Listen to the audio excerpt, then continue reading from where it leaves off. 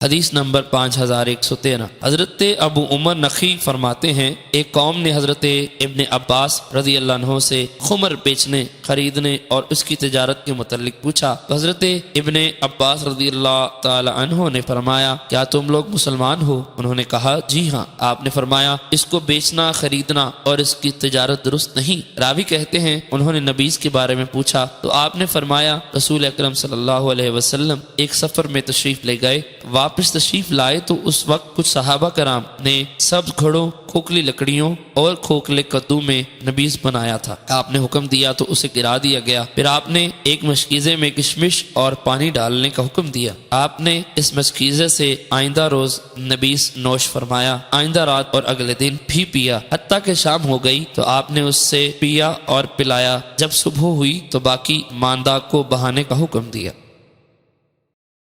حدیث نمبر 5114۔ حضرت ثمامہ کہتے ہیں میری حضرت عائشہ رضی اللہ عنہا سے ملاقات ہوئی تو میں نے ان سے نبیذ کے بارے میں پوچھا۔ انہوں نے ایک حبشی لونڈی کو بلایا اور فرمایا اس سے پوچھو، یہ رسول اکرم صلی اللہ علیہ وسلم کے لیے نبیذ بناتی تھی۔ اس حبشی عورت نے کہا میں رات کے وقت مشک میں آپ کے لیے نبیذ بناتی اور اس مشک کا منہ بند کر کے اس کو لٹکا دیتی تھی۔ جب صبح ہوتی تو نبی اکرم صلی اللہ علیہ وسلم اس سے نوش فرماتے تھے۔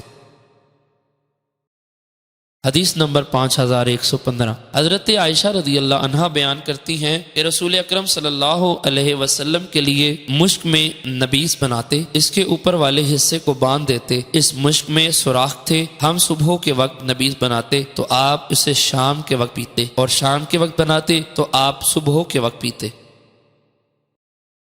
حدیث نمبر 5116۔ حضرت سہل بن سعد رضی اللہ عنہ سے مروی ہے، فرماتے ہیں حضرت ابو السعید سعدی نے رسول اکرم صلی اللہ علیہ وسلم کو شادی میں دعوت دی۔ اس دن ان کی بیوی کام کاج کر رہی تھی، حالانکہ وہی دلہن تھی۔ حضرت سہل فرماتے ہیں جانتے ہو اس نے رسول اکرم صلی اللہ علیہ وسلم کو کیا پلایا تھا؟ اس نے رات کو ایک برتن میں کچھ چھہارے ڈال دیے، جب آپ کھانے سے فارغ ہوئے تو اس نے آپ کو وہی پلایا تھا۔